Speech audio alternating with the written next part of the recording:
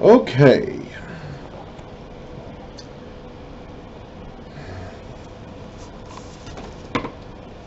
Alright. Unfortunately, it's been a few days since I last did this. Okay, so we have buried Sarah. Abraham has bought a field with a cave in it, in which he has interred his wife Sarah. Abraham himself will be interred in this cave, as will his son Isaac, and Isaac's wife Rebekah, and Isaac's son Jacob, and Jacob's wife Leah. There is today, by the way, a building built over what we assume to be this cave. This building actually, it has a long and complicated history. I believe that they're at least part of let's see here, Herod from the New Testament times built a temple or a shrine over this cave, at least what they thought was the cave, where the patriarchs and matriarchs were buried. That temple, that Herodian temple, building, shrine, is still there to this day. It's been taken over by numerous different... What are you looking at, Kat? It's been taken over by numerous different entities and organizations over the years. The Crusaders fought over it back in the 1100s. The Muslims had custody of it for several centuries. I think now the Israelites won it back in the 1967 war. I don't even know. I don't know if it's really the legitimate location of this cave. There is an underground cavern underneath this building. No one has actually been down there in centuries upon centuries, though. I mean, there's only so far you can go before it just, there's no further access into deeper and underground. I mean, if it is really the cave where Abraham and Sarah and them are all buried, it's 4,000 years old. It would be actually somewhat amazing if it really is the same place. Who knows? Anyway, Abraham bought a cave, a field with a cave in it, in which to bury his wife Sarah, and he ends up being buried in there too, as do the next couple of generations of clan patriarchs and matriarchs. Abraham was now old and well advanced in years, and the Lord had blessed him in every way. What are you doing? What do you think you are looking at? Sometimes I wonder if they see ghosts. Do they see angels? Like, if there are angels in this space that I can't physically perceive with my senses, which I believe there are, do the cats see them from time to time? Like, what causes them to enter these moods? Like, what are you looking at, cat? There's nothing up there. She's just staring at the ceiling, looking, just, like, you just go crazy from time to time. And the Lord had blessed him in every way. He said to the chief servant in his household, the one in charge of all that he had. Hang on a second here.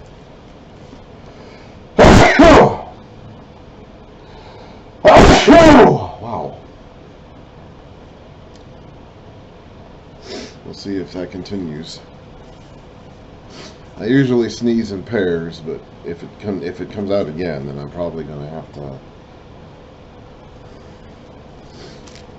do something. Anyway, now, I don't know if this is Eleazar of Damascus, as we read about several chapters ago, in the days before Isaac, oh my goodness, in the days before Ishmael even, or if this is a different one. Eleazar may have left when he wasn't going to, I don't know. Or if it's a different guy, maybe he bought another slave, I don't know. This particular servant is not named in this chapter. So whether or not it is the same Eleazar of Damascus as mentioned before, who knows?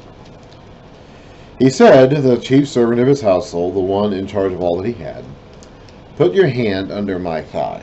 Now, this is not something that we would do today to make any kind of a covenant or agreement or partnership. This is something that they did back in those days.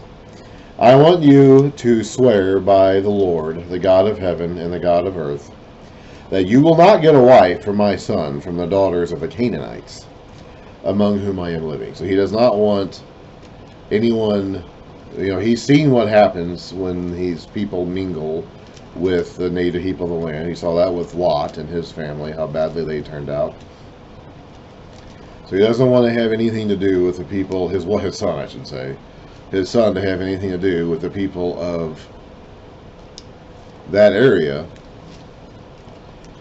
among whom I am living, but will go to my country and my own relatives and get a wife for my son Isaac. Remember, he left Ur of the Chaldees, and when he got to a certain place, his father died. His father actually was along on the journey up to a certain point, Haran, in northwest Mesopotamia, and his father died there, and then Abraham continued on from there. So Abraham still has relatives back on the other side of the river, the Euphrates.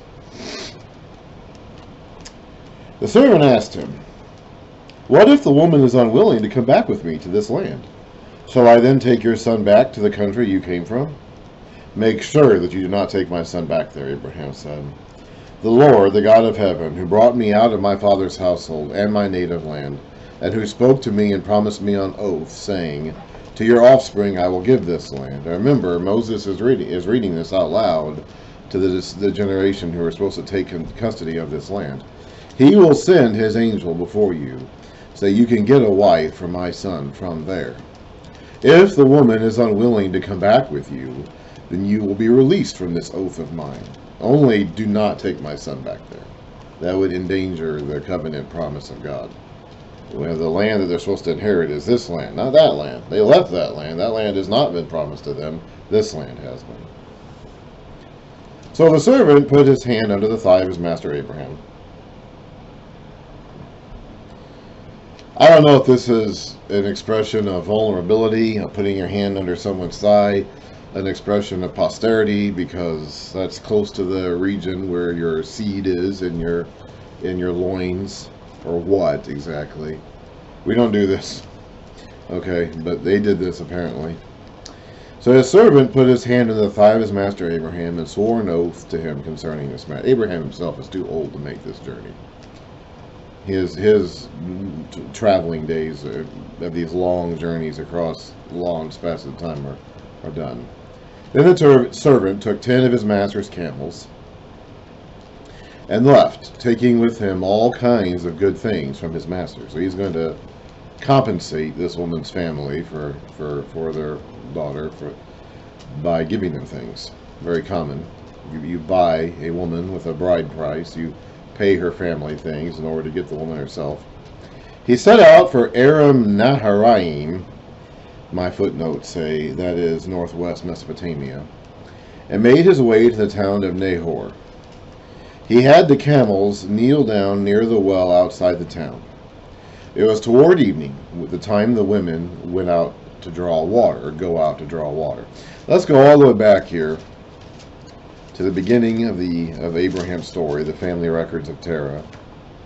And it said Terah, and this is back in chapter 11, verse 26. Terah became the father of Abram, Nahor, and Haran. Haran died in Ur of the Chaldees, in the land of his birth. Abram and Nahor both married. I don't know if this is Nahor the town, Nahor a town where Nahor the person lived, Nahor the man, or whatever. But this is Abraham's family. These are the people who did not make it all the way to the promised land. They were relatives of Abraham, but they were not selected to be the seed line bearer as Abraham was. Then he prayed, the servant prayed, "O Lord, God of my master Abraham, give me success today, and show kindness to my master Abraham. See, I am standing beside this spring, and the daughters of the townspeople are coming out to draw water." This is one of the responsibilities women had back in those days. We still see this actually at the time of Jesus, when he is sitting out by the well outside the Samaritan village in John chapter 4, and the Samaritan woman comes out alone to draw water, not with a bunch of other women, because she is an outcast and a pariah. So she does not have a group of women to go out to the well with. She goes out alone, and Jesus is there and meets her. So 2,000 years or so later, this was still a common cultural responsibility of women in that area of the world. I don't live there now. I don't know if they still go out to draw water from the wells. I'm assuming they don't, but they were doing it for a long time. It took a long time for some of these cultural habits and ways of life to start changing.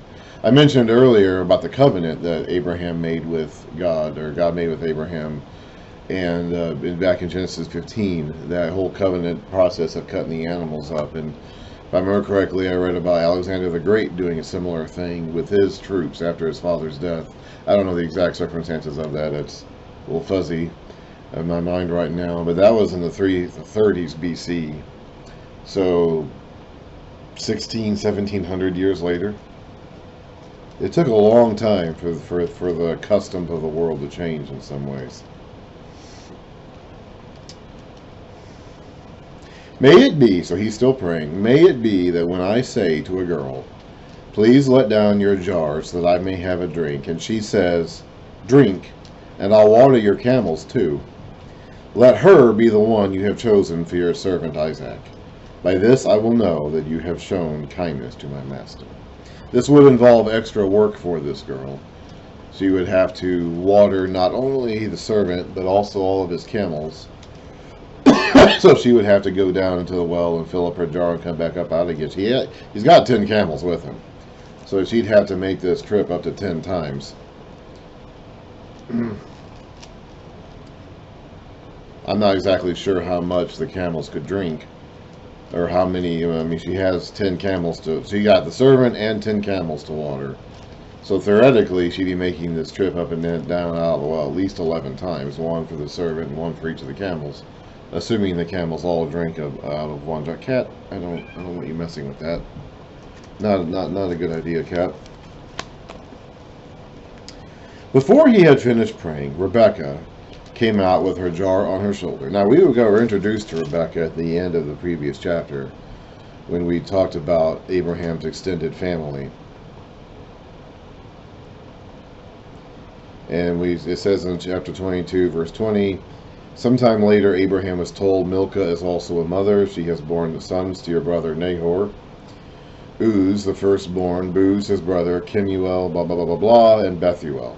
Bethuel became the father of Rebekah. So that's why that was introduced at that time in order to get us ready for this aspect of the story. So she has her jar on her shoulder. She was the daughter of Bethuel, son of Milcah, who was the wife, oh my goodness, of Abraham's brother Nahor. So at this point in time, it was not illegal or inappropriate to marry a member of your extended family. Abraham himself had married his half-sister. Later on, it would be. In the days of Moses and following, it would be. But at this point in time, it was still not.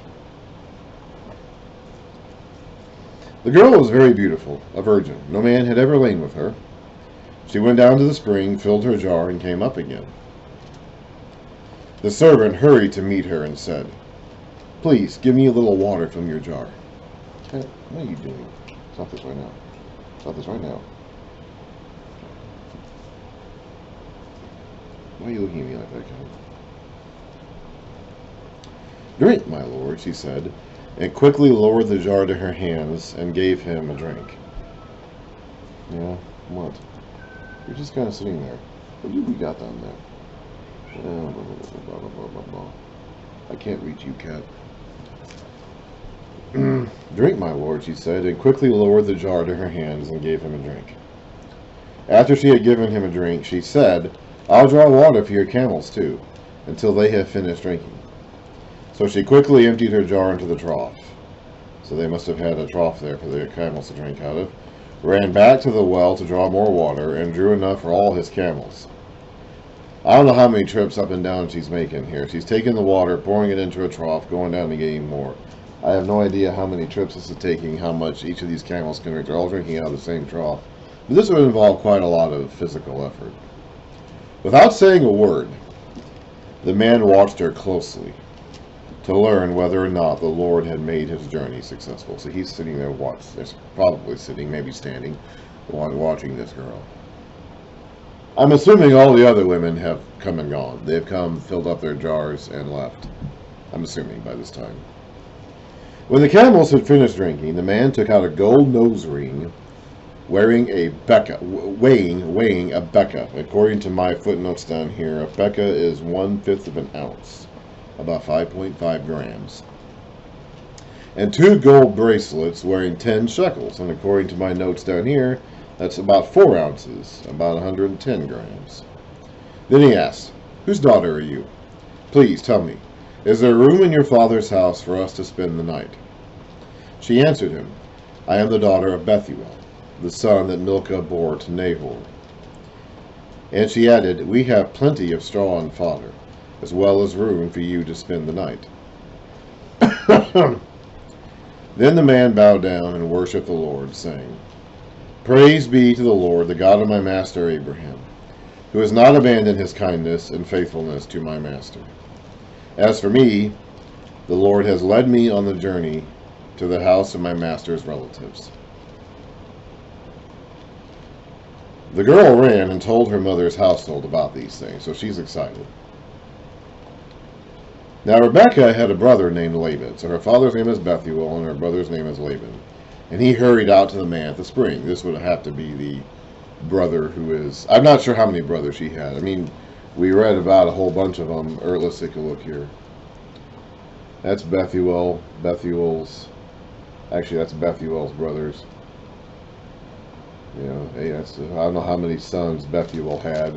If he only had Laban or if he had others. But Laban seems to be the son in charge, certainly. And he hurried out to the man at the spring, as soon as he had seen the nose ring. Now today, when men want to marry women, they give them a ring to put on their fingers. Apparently, back in this day and time, when you wanted to marry a woman, or you had your servant proposition a woman to marry her, you gave her a ring to put in her nose. As soon as he had seen the nose rings and the bracelets on his sister's arms, and heard Rebekah tell what the man said to her, he went out to the man and found him standing by the camels near the spring. "Come, you who are blessed by the Lord," he said. "Why are you standing out here? I have prepared the house and a place for the camels." So the man went to the house, and the camels were unloaded. Straw and fodder were brought for the camels, and water for him and his men to wash their feet. So he was not alone. He was accompanied by people. Then, I don't know if there was a man for each camel. I presume. I don't really know exactly how they did it, but he was not alone. Then food was set before him, but he said, "I will not eat until I have told you what I have to say."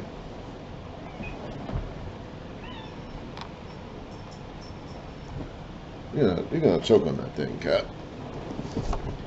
You're gonna bite into that and break your tooth, and you're gonna choke. That's what's gonna happen to you. Where did you find that thing anyway? You found it under the couch or something? Underneath the mattress? I don't know. Cats. I have cats. I feel like John Arbuckle. Recently I went through reading the Garfield books, the early ones from back in the days when Garfield actually acted like a cat, from the beginning up until about the mid-80s. I feel like John Arbuckle was constantly bothered and badgered by a cat. He has a dog. He has a cat and a dog. I got 3 cats. Just constantly having to deal with cats. Right.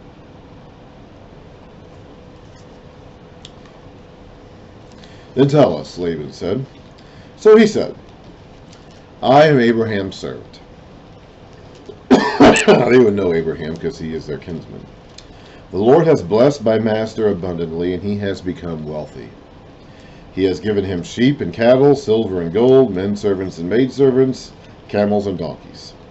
My master's wife Sarah has borne him a son in her old age," or his old age, "and he has given him everything he owns.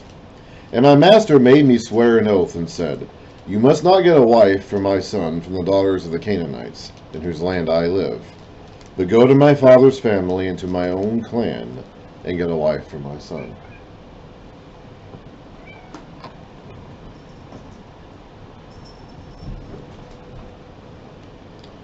Then I asked my master, "What if the woman will not come back with me?"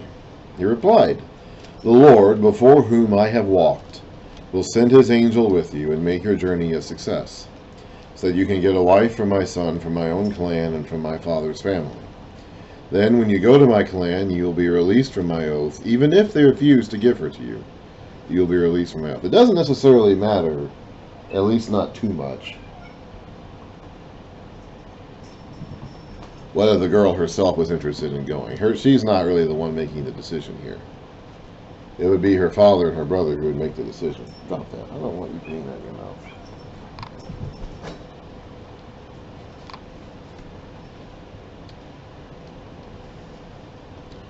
When I came to the spring today, I said, O Lord, God of my master Abraham, if you will, please grant success to the journey on which I have come.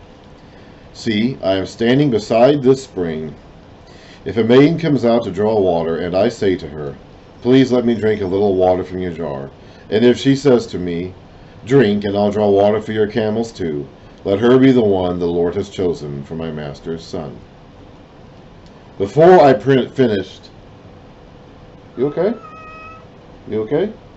Did you eat it?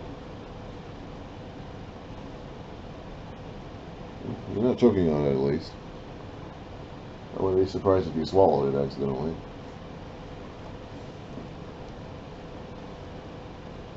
You seem fine.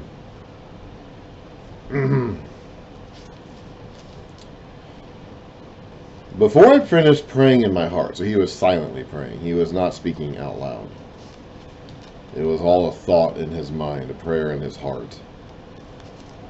Before Rebekah came out with her jar on her shoulder, she went down to the spring and drew water, and I said to her, please give me a drink. She quickly lowered her jar from her shoulder and said, drink, and I'll water your camels too. So I drank, and she watered the camels also. I asked her, whose daughter are you? She said, the daughter of Bethuel, son of Nahor, whom Milcah bore to him. This is all this one guy's story. He's talking quite a long time here. Then I put the ring in her nose and the bracelets on her arms, and I bowed down and worshipped the Lord. I praised the Lord, the God of my master Abraham, who had led me on the right road to get the granddaughter of my master's brother for his son. That was a bit tricky for me to follow. Now, if you will show kindness and faithfulness to my master, tell me. And if not, tell me, so that I may know which way to turn.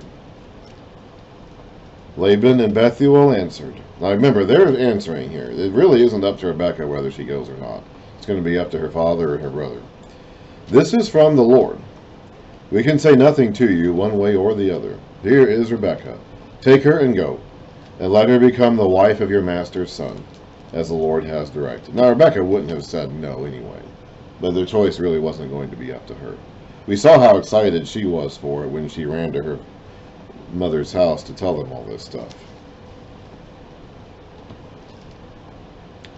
When Abraham's servant heard what they said, he bowed down to the ground before the Lord. Then the servant brought out gold and silver jewelry and articles of clothing and gave them to Rebekah. He also gave costly gifts to her brother and to her mother, because they're going to be losing her.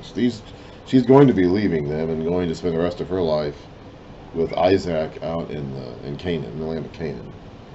Now, they would have known this. I mean, this wouldn't have been something that they would have not been familiar with. I don't know if they necessarily knew that Rebekah was going to end up spending her life with Isaac in Canaan. I don't know if they necessarily knew that, but they would have known all along that they would end up giving their daughter away and quite possibly not seeing her again. That would have been a common thing in their culture. Cat, no, why do you have to do these things? So that's why they pay a bride price. That's why when you get a woman, you pay her family all these nice things in order to compensate them for the loss of their daughter. Cat! Okay, I've got to do something about this. Let's go ahead and stop this.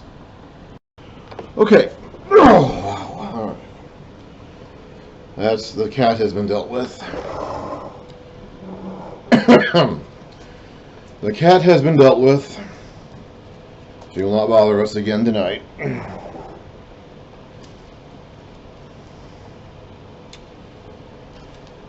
And he also gave costly gifts to her brother and to her mother. Then he and the men who were with him ate and drank and spent the night there. When they got up the next morning, he said, "Send me on my way to my master." But her brother and her mother replied, "Let the girl remain with us 10 days or so. Then you or she may go." I'm guessing they wanted to say goodbye, have a goodbye going away period. But he said to them, "Do not detain me. Now the Lord has granted success on my journey. Send me on my way so I may go to my master." Then they said, "Let's call the girl and ask her about it." So they called Rebekah and asked her, "Will you go with this man?" "I will go," she said. Now they're not asking her. This isn't her permission to be married to Isaac. That was settled the previous day. This is just, does she want to go right now, or does she want to stay and say goodbye to her family for a few days first? So they sent their sister Rebekah on her way, along with her nurse and Abraham's servant and his men. And they blessed Rebekah and said to her, "Our sister, may you increase to thousands upon thousands. May your offspring possess the gates of their enemies." Then Rebekah and her maids got ready. So Rebekah's going with some people too. It's not just her and her nurse. And mounted. So she has maids. So Rebekah, their family is wealthy. We're in their territory too. So then Rebekah and her maids got ready and mounted their camels and went back with the men. So the servant took Rebekah and left. Now Isaac had come from Beer Lahai Roy, for he was living in the Negev. That's the wilderness area in the southern regions of the Promised Land. He went out to the field one evening to meditate. So he liked going out into the wild to think, apparently. He was a man who liked to think out in the midst of the wilderness, the field. And as he looked up, he saw camels approaching. So they apparently are coming back in the evening, apparently. Or is this in the morning when he's getting up? I'm not sure exactly. Rebekah also looked up and saw Isaac. She got down from her camel and asked the servant, "Who is that man in the field coming to meet us?" "He is my master," the servant answered. So she took her veil and covered herself. Apparently she wasn't supposed to see him face to face until the wedding night. We'll see that happen again later with Jacob and Leah and Rachel. So there would have been, I guess, a distance. I don't know how far in the distance you can see someone coming, but she doesn't want to meet him up close, face to face, without her veil on until after the wedding, apparently. Then the servant told Isaac all he had done. Isaac brought her, that's Rebekah, into the tent of his mother Sarah, and he married Rebekah. That now marks Rebekah as the main woman of the group. Sarah had been, she's now dead. So now Rebekah is occupying Sarah's tent. She is now the chief woman, the matriarch. So she became his wife, and he loved her. And Isaac was comforted after his mother's death, which had happened a couple of years ago by that point. So they got married first, and then love came afterwards. Now, we don't think about it that way in our culture today. We think about it in terms of love first and then marriage. And then if you fall out of love, you can end the marriage. But in this culture, the marriage came first and the love came after. If it did, assuming it ever did, it came after the marriage.